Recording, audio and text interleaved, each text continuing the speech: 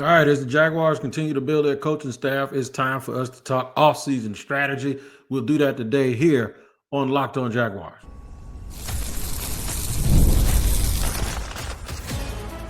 You are Locked On Jaguars, your daily Jacksonville Jaguars podcast. Part of the Locked On Podcast Network, your team every day. As a fact, it is your team every day here on Locked On Jaguars. We thank you for making us your first listen. I'm Tony Wiggins, the host of the Locked On Jaguars podcast that you can find everywhere you get your podcast. Make sure you tap into that location, whether you watch it or listen to it. And make sure you look at it every day so you don't miss an episode. This episode is brought to you by Prize Picks. Go to prizepicks.com/LockedOnNFL and use the code all lowercase LockedOnNFL to win $50 instantly when you play just $5. And shout out to the everydayers for joining us every single day here on Locked On Jaguars. We thank you for joining us here today.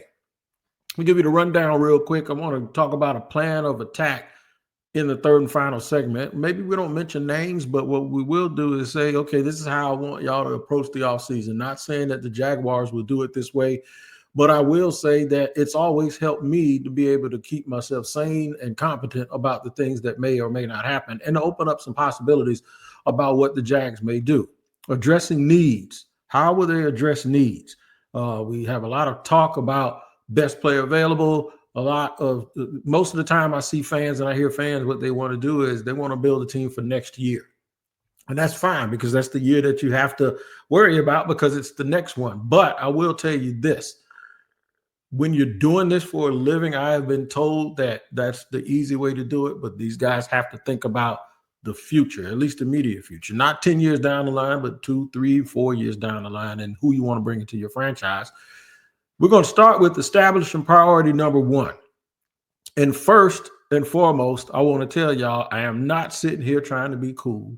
I am not sitting here like looking like a blues. I actually do look like I used to sing the blues or play the bass in the background or something. I got my eyes dilated a couple of hours ago.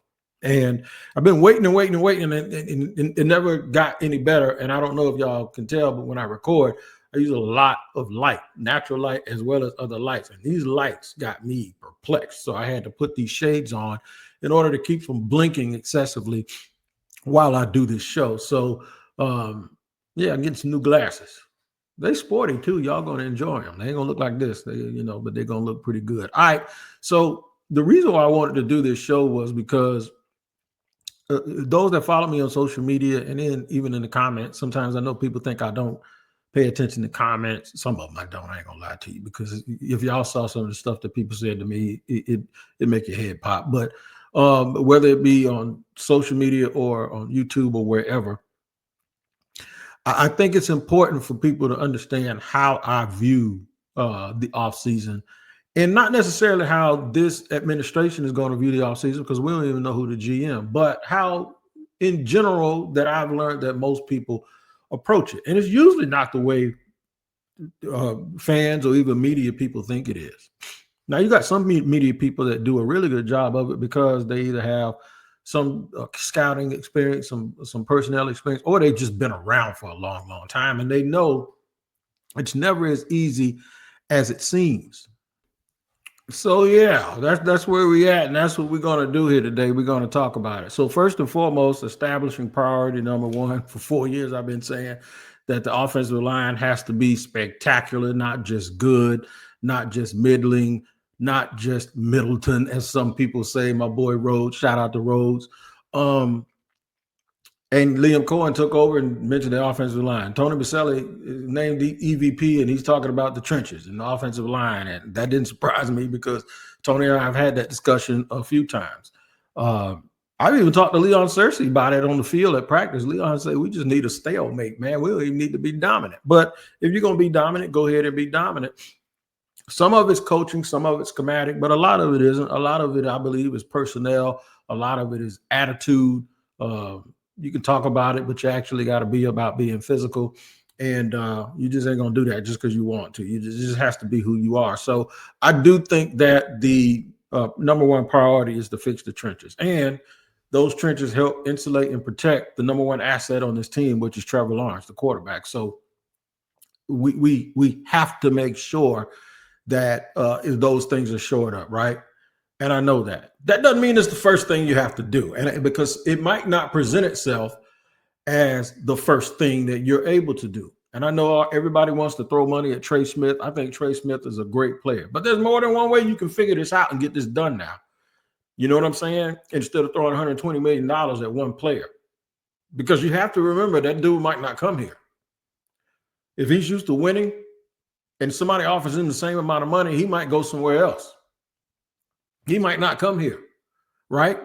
So what happens is if you put all your eggs in one basket and then he doesn't do that, you can't then at that point come up with some kind of secondary plan or a contingency action for that. And it might not be, you need to examine these things anyway, because there might be another direction that allows you to be better somewhere else and good enough at this spot. And I know when I say words like, or phrases like good enough, people are like, well, you fall in trap. You're doing the same thing that you've always said you shouldn't do. And what that is just settle. It's not settling. It's not settling. Look, it's easy for us to sit here and name an all-pro at every position and say you need to go get him, but we know that's not how this works, right? Everywhere you push on one side, you're pulling from somewhere else in the salary cap era. That's just the way it is. I saw one thing, Jag fans say, we're going to get Javon Holland, we're going to get Trey Smith, we're going to get T. Higgins. And I'm thinking like, okay, yeah, y'all might as well get Lawrence Taylor too. Go ahead and pull him back. Hopefully he got something left in his leg. Or you're going to call Bruce Smith. You want to get him too? I mean, Jaguar fans want everybody, and it doesn't really work that way. And we have to learn that even though we love free agency and even though making additions in free agency is good, I have never seen a team buy a championship. It just doesn't happen. It doesn't happen. So these coaches that are coming in here, they're not sitting there thinking about the fact that Jaguar fans can say, man, we just want to be better. We just want to be in the neighborhood. No, those guys, that fresh start that we're talking about, you know what they're doing? They're saying we need to do this right. We need to build this up the right way. We need to make sure that we scout. The best thing that you could ever do for a National Football League team is find really, really good players that don't make a lot of money. And the only place you're going to do that is the draft. Free agency, sure. You get a guy like Zach Bond for a year in Philly, and then he turns out to be a first-team All-Pro, and now they got to figure out a way for them to keep him. I'm not talking about that. I'm talking about the most proven way for you to get great play out of guys that you aren't paying a bunch of money is picking them, especially on day 2 and day 3. That's the most proven way that this has to work. But free agency and the draft both work hand in hand. So looking at it, with free agency coming first, with the money spending aspect of it coming first, how do you prioritize it? Well, that's where the scouting department, the pro personnel side and the player personnel side, the director of college scouting side, this is how you have to sit here and make sure you analyze your resources and that you do everything properly. And you want to maximize your ability to add players. You want to maximize your ability to do what's best across the board for everything, because you can't just buy. You ain't gonna have buying a whole bunch of free agents is equivalent to me telling you you're gonna have 5 first-round picks that you ain't got. You have to figure out another way to get that done, because the people you're paying or the people you're playing, that's exactly what they're doing. They're figuring out a way to get that done. The Eagles sitting there with Mekhi Becton. That's right. Cam Jurgens, who just, a year ago, Jason Kelce was a Hall of Famer. No, we replaced him. You know what I mean? They got guys on their roster just like that, man. They're getting the best out. I already mentioned Zach Bond. This is what they're doing. They got 2 rookies in their secondary. Look at all that production that they're getting from people that they ain't paying a whole bunch of money to. This is what they have to do. And you have to make sure that the guys you do pay a lot of money to, oh, by the way, I meant Jalen Carter's on a rookie deal, okay? But you got to understand the guys you are paying a bunch of money to, they better be putting stuff on the field like A.J. Green. They better be putting stuff on the field like Devontae Smith. They better be playing in clutch like Jalen Hurts. And they better be Saquon Barkley. Because once you commit that money to those players, they're supposed to be your best players. The worst thing you can do, I talked about the best thing that you can do. The absolute worst thing that you can do is be paying a whole bunch of money to a guy who is not putting those results on the field. and who doesn't measure up against the guys that's on the other team that's making that same kind of money. We've heard that before because we know it has happened. We've seen it. All right, so we're going to address some needs. We're going to try to figure out in the second segment what exactly is the process here and what does Jacksonville have to do or try to do. We'll talk about it in just a second here on Locked On Jaguars.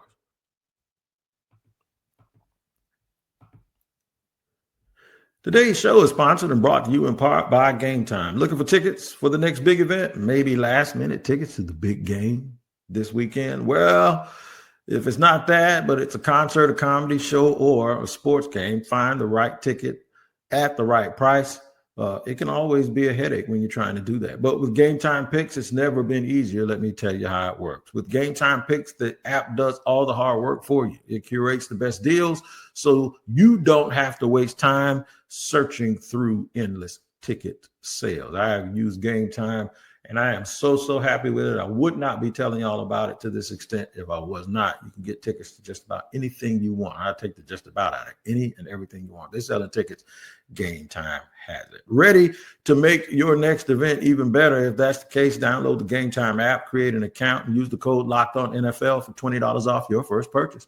Terms apply. Again, that's code LOCKEDONNFL for $20 off. Download Game Time today. Last minute tickets, lowest price, guaranteed. Man, what time is it? You know it's game. Segment 2 here on Locked On Jaguars, where it's your team every day. We thank you for making us your first listen. I'm cool, Daddy Tony Wiggins. No, man, I'm just joking. Got my eyes dilated and that light right there is about to kill me. Got me feeling like a piece of chicken that ain't got served yet. You ever been to a chicken spot and the chicken sitting up there and they ain't give you your order, but it's just sitting up there under the light? Well, I feel like that piece of chicken. I'm looking at you and you looking at me. You know what I'm saying? But now, addressing these needs. How will they go about moving and addressing the needs? I think once they get their entire staff in place, if I'm the GM, I go, okay, this is a list of guys from your old team. And maybe we'll look at a team before that. Here's another list of guys at your old team. Tell me what you think about them, and we'll take this stuff to the scouting department. These are the guys that are free agents from where you're coming from. Tell me what, make it easy on us, because the vetting process is also a part of signing free agents, right? And you got all of these new dudes in the building coming from different walks of life. So they're going to have to depend on their relationships, and they're going to have to depend on their immediate experience. And then give me another list of dudes that's on this list that you had to coach against, that you thought in your mind, ooh, I like him. Give me another list of those dudes right here. Here's all the free agents at the position that you coach, all right? And then I might even do this, because I've heard coaches do this before. And this is something that I think Brian Flores was talking about, this that Belichick would do. They would scout. Okay, you scout your position. You scout your position. Now, switch. Tell us what you think about this dude. Look at the tape and tell me what you think. So not only are they going to be scouting guys that they've coached or guys that play their position, they're going to be scouting the guys that they have to go against. And right, all of this stuff goes to the personnel department. And this is how you do a lot of checks and balances and cross-referencing and getting guys familiar with who you like, what type of players you like, all of that stuff. This is what new staffs have to do, right? That may lead to, first, before they add anything at a position of priority, that may lead to this. And this is what I want to explain to folks. They are not building this team just for 2025. It's not what they're going to do. People that do that are people who believe their job is on the hot seat. And that's why hot seat coaches and hot seat GMs are never, ever, ever good for a franchise, because everything is about saving themselves and self-preservation, right? This is where they can make fiscal decisions based on what is best for the long-term vitality of the Jaguars, because that's what y'all searching for. What we're searching for and what fans are searching for around here, they're tired of waking up feeling like they ain't got a shot. They never feel that way coming out of training camp. 4 or 5 weeks into the season, for the most part around here, with the exception of maybe 4 or 5 years over the 30-some-odd year history of this team, that's exactly what the Jaguar fans have felt like. They have felt like, we need to start talking about the draft. We ain't got a shot. I'm tired of us going through this. So what happens with misery is just not that season. Misery becomes the entire span of your fandom, if that's what you've experienced for a long time. It's like a train Misery, misery, misery. Year after year after year, all connected and driving the track right through your heart every weekend, right? So what you really want people to do, the thing isn't very sexy. What if Anthony Campanile, love the first name, by the way, but what if Anthony Campanile decides, we got this linebacker I coached last year up here at Green Bay. I think he's better than Devin Lloyd, and I think he's better than Chad Muma, both of whom have 1 year left on their deal. I can get him under contract for 3 years, and we can move on from one of those jokers. And then let them compete with the other one. And if they lose, they lose. But this is how we have to raise this team. And y'all have to say, linebacker ain't a priority. Listen, linebacker's a priority to the linebacker's coach. Linebacker's a priority to that defensive coordinator. You won 4 games. You've won 23 games in 3 years. You better get off that high horse and accept help wherever it comes, because it doesn't always come based on your priority list. It doesn't always come that way. If there's a way you can improve the team and you can actually get improvement for a number of years, then you do it. If Campanile looks at the tape and says this dude's better than he's better than both of them, and he's also better than the other kid, Ventrell Miller. Or I could see Ventrell staying in the system. We got Foy for another couple of years. We got this other dude. We'll always have depth. We'll always have dude. If we start rotating people, I know when I say rotate, y'all think about Ryan Nielsen. I ain't talking about that kind of rotate. I'm talking about legitimate rotation to get guys rest when they need it, but then put them right back in once they've had it. Or if they need to overcome a little stinger or something, your play won't drop off very much. That's what I'm talking about. Yeah, go get that linebacker. Pay him. Do it. If they look at the edge, and now everybody gonna say, Wing, you don't say that about edge rusher. That's because I actually think Trayvon is very good. By the way, all of y'all talking about Myles Garrett and trading Trayvon and teaming Myles Garrett up with Josh Allen. Let me tell you something. I would trade Josh before I trade Trayvon. Trayvon is a very good player, man, and y'all are missing it. That dude can play. He's 23, 24 years old. You do not trade a dude like that, and you got 2 more years with him on a rookie deal, and he does all of this stuff that coaches notice that fans don't. And then when he does put up the stats, you still don't pay attention to it, right? And then you ain't going to have 2 ends making that kind of money. You got a couple of $130 million pass rushers. I've explained how the allocation of funds should go to position groups. You'd rather have Myles Garrett partnered up with Trayvon fiscally as well as stylistically, in my opinion, than the other way around. Myles Garrett, if he comes here, becomes Josh Allen. But anyway, let's get off of that. But what if you look up and they say, you know what? We can pay this edge rusher, this kid from Dallas, because Dallas can't repay him. Now, I ain't going to start mentioning names, but Dallas always has pass rushers. We can pay that dude $8 million.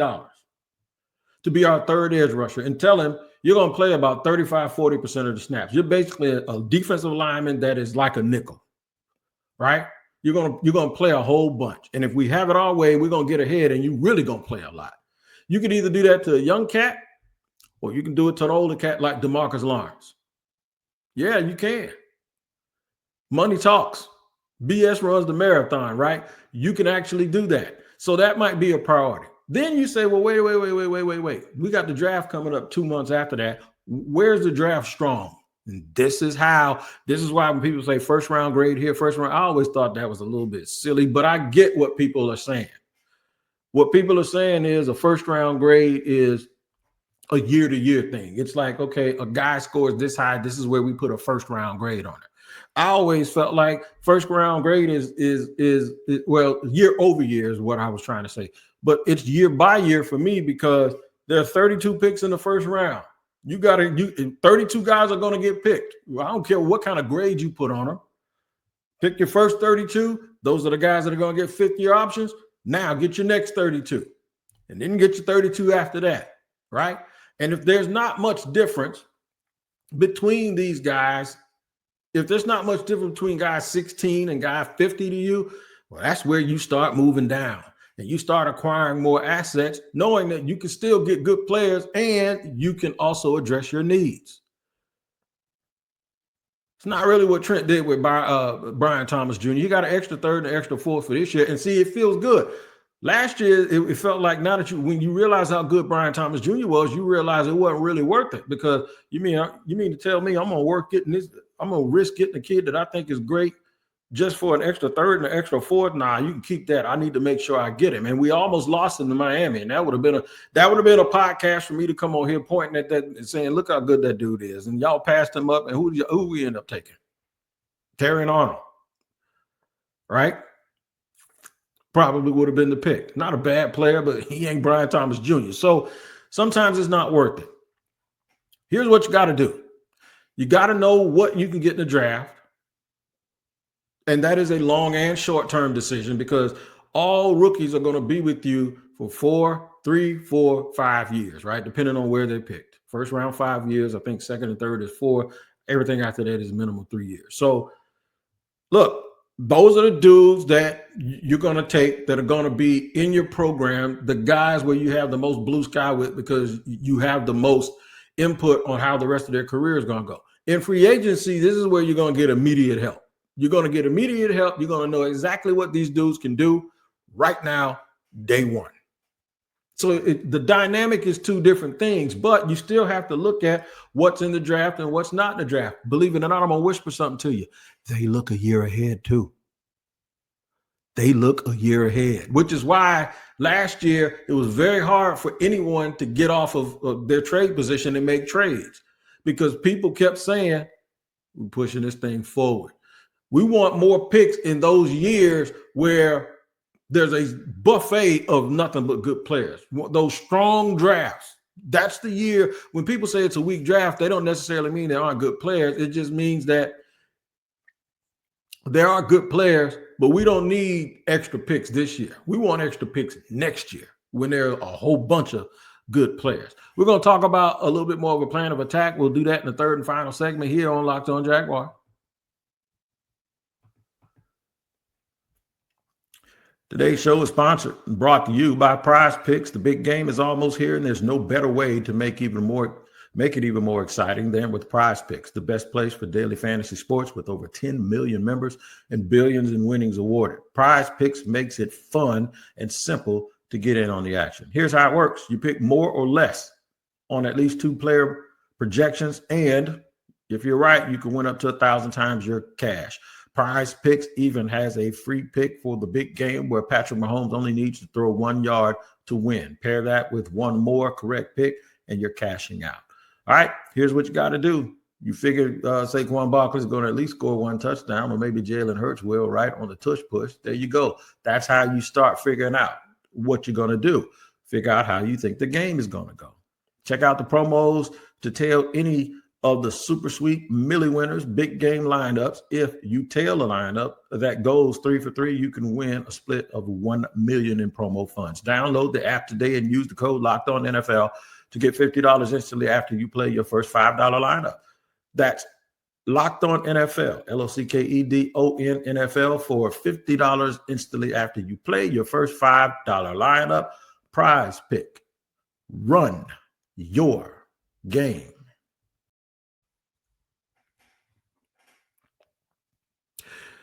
Third and final segment here on Locked On Jaguars. Y'all got the jokes coming in already. I posted this picture on social media of me.